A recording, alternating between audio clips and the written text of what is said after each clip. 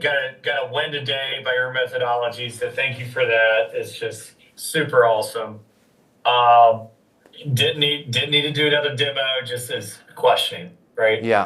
Um, I wanted to go into timing, and I'm now into like time management. Hmm.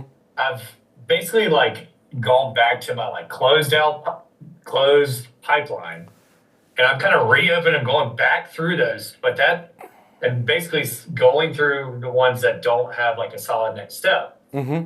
And I'm finding I'm just having awesome conversations, like 30-minute conversations, like maybe not even that long, but significant conversations off of that. Hmm.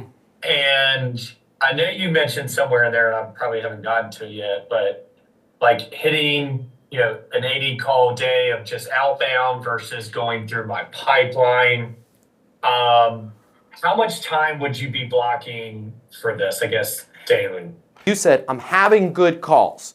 And some of the times they go 20, 30 minutes. I felt like I was talking to myself there because that's the kind of stuff, that's the kind of questions I have and have had is, this was great. I had a great conversation with Rick, but holy cow, that was a 27-minute conversation. That's a problem because I can have tops 16, 17 of those a day and never go to the bathroom and never eat, and that's all I can do. It doesn't scale. Okay, so here's the two things I want you to realize. Number one, that is going to happen some of the time, and there's nothing you can do about it. It happens. For whatever reason, the stars align and you find yourself too far into a conversation. So don't beat yourself up if it happens. But if it's happening a lot, what's missing in your conversation process is pivot points. And what I mean by pivot points are questions like, just out of curiosity, Derek, where are you at in terms of top line revenue right now? Where do you want to be? Right? And when you say blank, can you give me a specific example?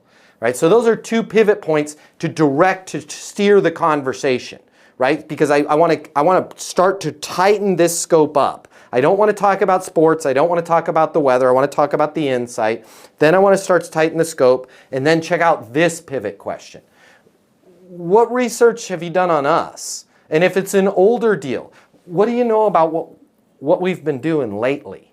What does that do? That's an inflection point in the conversation for you to be able to pivot into a pitch. And they'll go, no, I mean, since last time we talked, it's been a couple years. I don't know what you guys are doing lately. Yeah, it's interesting because of the fact that you had said, bop, bop, bop, bop, bop.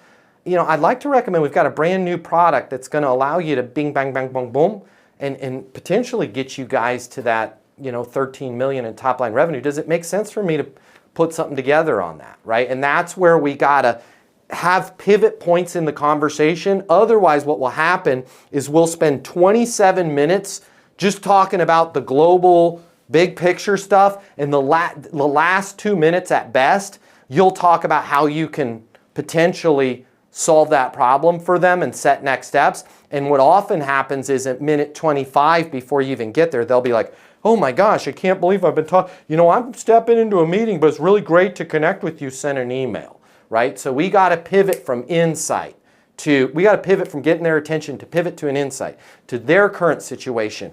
Where do they want to go? To monetizing it. And then pivot with what research have you done on us to our curated, really short conversation, and then either close the deal or set that next step. Does it make sense for me to put together a quote? Does it make sense for us to do a formal meeting? And when you start to learn those pivot points, you'll be shocked at how you can get through a really complex deal in like 4 to 7 minutes versus 30. Yeah, it's asking that changing the conversation. Yeah, and you're changing it in a nice way without them even noticing, right? You're changing it without me going, Lena, I want to change the conversation to talk about us, right? I just go, Lena, it's interesting that you say that, Lena. What do you know about what we've been doing over the last 6 months? And now I'm leveraging Lena talking about, I'm having problems with this, we can't find commercial space. What do you know about what we've been doing over the last 6 months, right? I don't know, I haven't followed what's going on. We have been doing a ton of work with commercial developers there in Phoenix, both in terms of multifamily, commercial, and mixed use. based on everything you're telling me with the office and wanting it to be closer to where some of these new hires can have a place to live, I think I might have exactly what you're looking for. Does it make sense for us to set up a time where we can go look at some of these projects we're involved with in downtown Phoenix? Right? Versus me talking to Lena for 30 minutes about how she hates where she's at right now and blah. Get that out of the way, but then pivot. Hey, it's Matt Easton. If you like this video, you're gonna love this. I'm gonna teach you how to close right here, right now. I'm gonna cover all the costs for you. We're gonna get you the closing mini masterclass. I pick up all the costs. It's free to you.